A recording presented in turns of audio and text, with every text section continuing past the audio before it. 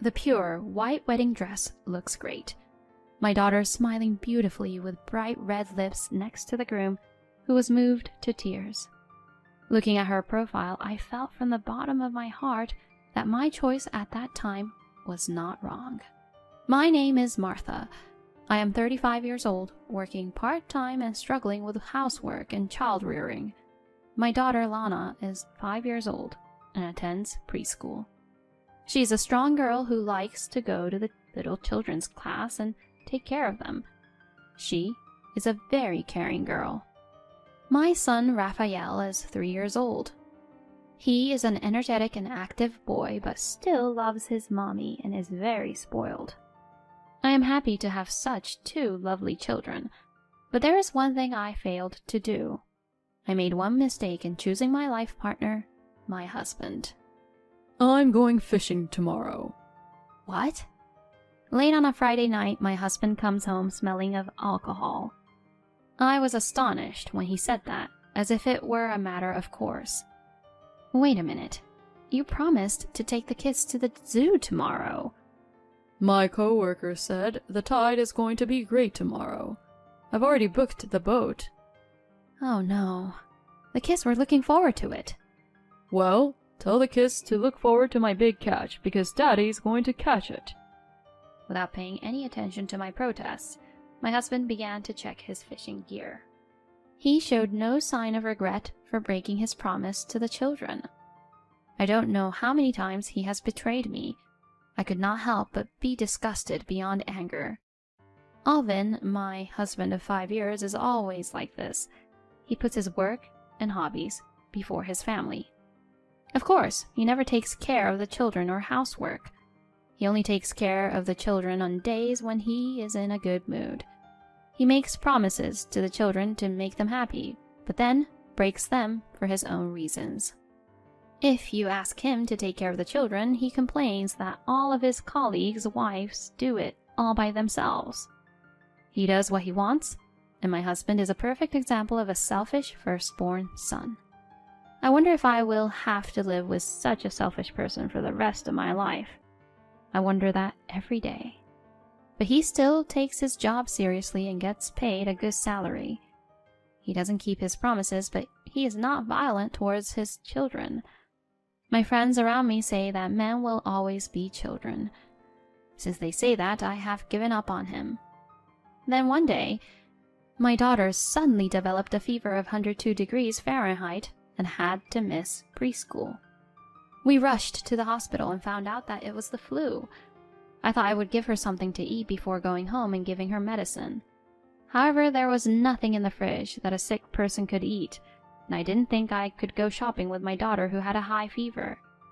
While I was looking for something she could eat, "Our daughter has the flu, so please pick up some jelly or fruit on your way home." I texted my husband on his cell phone, but when my husband came home in the evening, all he had in his hand was his commuter bag. "Did you get the food I asked for?" Oh, I forgot. It can't be helped, I had a very long meeting today. Without a sign of apology, my husband quickly changed into his room clothes and peeked into our daughter's room. Daddy's home. You've got the flu, huh? Poor little thing. He talks to her in the manner of a kind father who worries about his child. I sighed in a way that my husband wouldn't notice. "If you're really worried about her, at least buy her something to eat. I'll go get some jelly, so you watch the kids." Yeah. Despite my uneasiness of what he said, I hurriedly drove away for my daughter. When I returned home after buying my daughter's favorite food, I saw an astonished sight. My son was cuddling up to my daughter, who was coughing and sleeping, and reading her a picture book. "Hey, I told you to watch the kids. Lana could get Raphael sick if they're in the same room." I protested to my husband, who was lying on the living room sofa watching TV. He glared at me with a grim look on his face. Shut up. I'm tired from work. It's your fault for not stocking up on food for times like this. Maybe so, but... "Mommy!" I heard my daughter's voice, as if our arguing had woken her up. Look, she's calling you. I had so many things I wanted to say to my husband, but I couldn't ignore my daughter who was suffering. "Mommy, welcome home. I was reading to her because she was in pain." "Well, thank you, Raphael." I laughed, not wanting to ruin my son's kindness by getting angry. I was laughing without effort while I was taking her temperature and feeding her Jello. My husband was giggling while watching TV. As expected, just as my daughter was getting better, my son came down with a fever. Even when he saw my son coughing bitterly in the morning, my husband did not care. "Poor thing," he would say. He does not come home early because he is worried about his son, and he goes out drinking instead and returns in the morning. He has not a single word of sympathy for his wife, who is lying on her stomach next to his son, sleeping with a bright red face. I wondered if there was any point in staying married to this man, watching him sleep comfortably, smelling of alcohol and snoring loudly. These words kept coming back to my mind. When my son's fever had gone down, I finally came down with a fever. I knew I had to go to the hospital. I was too nauseous and lethargic to move as much as I wanted to, and the next thing I knew it was evening. The fever had risen to nearly 104 degrees Fahrenheit. My daughter was unable to go to preschool. She came to check on me several times while playing with her brother. "Mommy, are you okay? Do you want some water?" "Thanks, Lana. I'm sorry, Mommy can't make lunch." "It's okay. I ate bread with Raphael for lunch." What a good big sister. I felt sorry for my daughter and was moved by her kindness. Then my husband finally came home. "Geez, what a dirty room. You've been home all day. What have you been doing?" I didn't have the energy to talk back to the man who complained about his wife who clearly was not feeling well. "I'm sorry, I have a fever." "What the hell are you doing? You're so pathetic for a mother. What's for dinner?" "What? You're kidding, right? I can't cook. I can't even stand up." "You've got to be strong and get up. My company won't let me take off just because I have a fever." I had no choice but to stand up after listening to my husband's ridiculous demands. But then my eyes swayed and I slammed into the door with all my might. I groaned in pain and sickness, and my husband looked down at me as if he was staring at something dirty. "Enough. I'm going to the bar." "Wait a minute. We need to feed the kids." "I'm tired and you're not even going to prepare food for your husband when he gets home. And you're asking me to make food for the kids?" "Wait." I desperately grabbed the hem of my husband's pants, but he shook me off without hesitation and walked out of the house. "Mommy, are you okay?" My daughter rubbed my back anxiously as I collapsed in the hallway. "Lana, I'm sorry. I need to call your grandmother." But my mother said there was a musical today that she was looking forward to. I feel bad for calling her at this hour. Oh, who can I return to? I need to call an adult.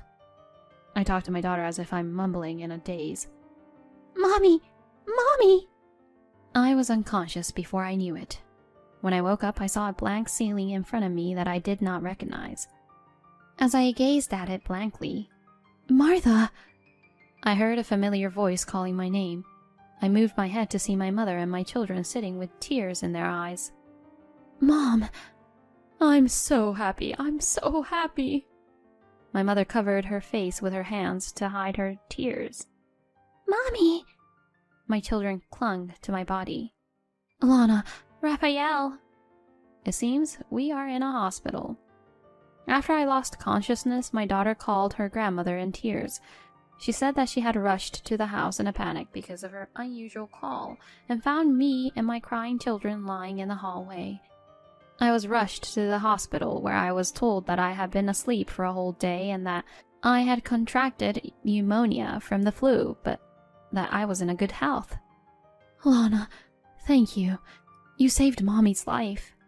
When I patted her on the head, she cried even more. She must have been so scared because her mother collapsed in front of her eyes. Feeling sorry, I cried a little too. After a while, my mother-in-law with an ogre-like face and my husband with a pouty face appeared in the hospital room. Apparently, my daughter had asked my mother-in-law for help as well. and my husband, who left me with a high fever and went to a bar, was scolded by his mother. "Martha, my son has really done something terrible. I'm sorry." That's not true. Martha asked me to go out for dinner because she couldn't cook due to a fever. Right, Martha? My husband winked at me as if he wanted me to go along with him while he was telling outrageous lies. I was horrified that he could only think of his own self-preservation when his wife was in this situation.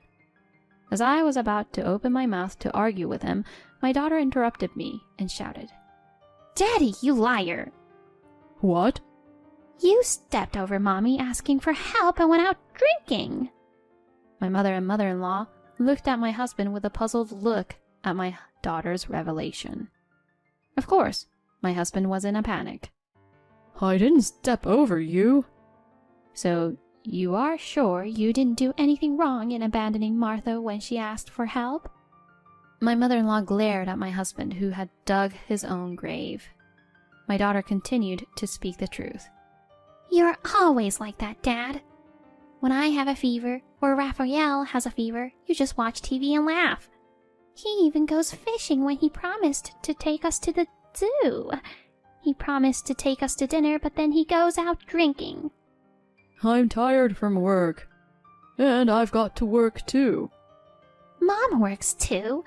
But Mom always cooks a delicious dinner, feeds me Jell-O when I have a fever, and plays with me a lot on her days off." Mommy doesn't make a lot of money, so that's why she can do that kind of thing. Look, next time I'll use the money I earn to buy you that game you've all been wanting. As my husband's disgusting behavior was revealed one after another, my mother-in-law and mother's eyes grew colder and colder. Unable to bear it, my husband tried to put our daughter in a good mood by offering her money and other things, but she resisted him violently. "I don't want it. I don't want games. I don't want Daddy. I don't want a daddy who bullies Mommy." My husband screamed at her refusal. "I don't want games or toys. I just want Mommy to be happy." My son clings desperately to the bed, mimicking my daughter, who hugs me with tears streaming down her face. "I'll stop asking for toys and eat my broccoli. I'll do my best even if Daddy's not here." Raphael, not you too. Even his son rejected him, and my husband's complexion went even paler. He is not so foolish as to make a flowery statement that my children need a male parent after being told this much. I held the children close to me as if I were ready to make my decision. "Okay, I'm going to say goodbye to Daddy." My husband shouted in protest. But I've given you money so you could live without inconvenience. "That's true. Thank you for all you have done. But from now on, I will raise our children." You sure about that? I'm not giving you the house. I built that house with my money. "It's all right. You three can come live with me." "Mom!" My mother cut off my husband's desperate resistance. My mother-in-law also patted Lana on the head and smiled. "Grandma is on Lana, Raphael, and your Mommy's side. You can always count on me." Mom, you're taking their side too? But I'm your son. "You're not my son anymore." My husband lets out a quiet scream. "I guess I've made a mistake in raising my son. You look just like your father that I divorced, and it makes me want to vomit." I knew my mother-in-law was divorced, but I had no idea it was for the same reasons as mine. I had seen that, and this man is really too much of a jerk. After being stared at with contempt by the woman, my husband had reached his limit. You've got to be kidding me. I don't care if you cry and moan about it later. He ran out of the hospital room saying something that a villain would say. Later, after my health recovered, my husband and I divorced. My husband, perhaps with a sense of pride, brought me the divorce papers he had prepared himself, so I made him promise to pay child support and divide the property among us, and signed the papers. Of course, my husband said, "You'll regret this," and left in defeat. After returning to my single life, I took my mother up on her offer to stay with her. The small company my father owned was just looking to hire someone, and I was to join them. My kids helped out a lot too, just as they said. But they seemed anxious about losing their mother again, and at night, the three of us would hold hands and snuggle together as we slept. I thought that the loss of my husband, their male parent, would cause some problems and inconveniences, but it didn't. In fact, I was no longer disappointed by my husband's expectations or treated unreasonably, and my children and I enjoyed our new life with a refreshed feeling. One day, while those days were passing, I received a call from my ex-husband. I picked up the phone, wondering what was going on, and heard him breathing very hard. Hello, can I talk to you for a minute? Sorry I sound like this. I don't mind, but what's this about? Well, I've got a fever. Okay. I have a headache and a sore throat. Okay. And I've got the chills. Okay. Take care of yourself. Wait a minute. I was about to quickly hang up the phone, but my ex-husband hurried to stop me. What is it? I told you I'm in pain. Do you understand? Your husband is suffering. What? Husband? Are you kidding me? I'm not your wife. Bye-bye. I tried to say it in a way that my crazy ex-husband could understand. I thought, oh well, and tried to hang up the call again, but my husband kept talking frantically. Wait. Married couples don't have a relationship so flimsy that you can say goodbye with a document like that. Huh? That's what a married couple is, right? It's a relationship that can be joined or severed with a sheet of paper. It's important to build trust. You are the one who destroyed that. First of all, when I had a fever of 104 degrees, you said that working people have to work even if they have a fever, right? I will say those words back to you. I understand. I'm sorry about that time. Please, help me. If I go down, you'll be in trouble too. No, not even a little bit. We don't care one bit if you, a stranger, fall down or get sick. My ex-husband choked up, as if he was truly surprised. I'm surprised too, really. You really don't care about me, do you? Of course not. Didn't you get divorced because you don't care about us either? No, I didn't.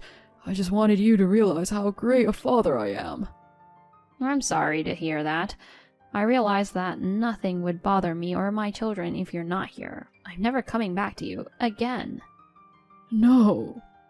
6 months after our separation, my ex-husband finally understood the meaning of divorce. Even my 6-year-old daughter understands what it means, but he is a misunderstood man with a brain less than 6 years old. He seems to be like a burnout Ash on the other end of the phone, but without mercy this time, I really hung up the phone. I think he'll be fine if he's got the energy to call me, but in case he really is not doing well, I'll feel bad, so I'll call my mother-in-law just in case. When my mother-in-law reluctantly visited my ex-husband's house after receiving my call, she found him wrapped in a duvet and crying inconsolably. His fever was 99.5 degrees Fahrenheit. How could a man who was so fussy about a slight fever swear at his wife for having a temperature of 104 degrees Fahrenheit? My mother-in-law was also disgusted with his behavior and left quickly. After that, my ex-husband tried his best to find a new wife, but he could not find a woman who would accept a selfish man over 40 years old. My mother-in-law also said that my ex-husband, who grew up to be a man like her ex, has become physiologically unacceptable to her, and she will never let him in the house. He was so dependent on me that he couldn't do the housework. His life was in shambles. He drank and ate heavily due to stress, and his health checkup results showed that he was in need of a lot of tests. Whenever he became ill and felt lonely, he would write or call me to complain about the misery of his life and the pain his body was going through, but of course, I ignored it all. A few years later, when I decided to remarry, I offered to withdraw child support and changed all of my contact information. 18 years later... Lana, congrats on the marriage. Dad, you're crying too much. Lana laughs in amazement as my husband weeps profusely in front of our daughter's wedding. I got remarried a few years after the divorce. Working in the field of education, my new husband has a heart as wide as the sea, and he loved my children from the bottom of his heart, even though they were not related to him by blood. Even though I am a female parent, I can say that he devoted himself to our daughter, especially when she was in her teens. He definitely melted the heart of my daughter, who had lost faith in men because of my ex-husband.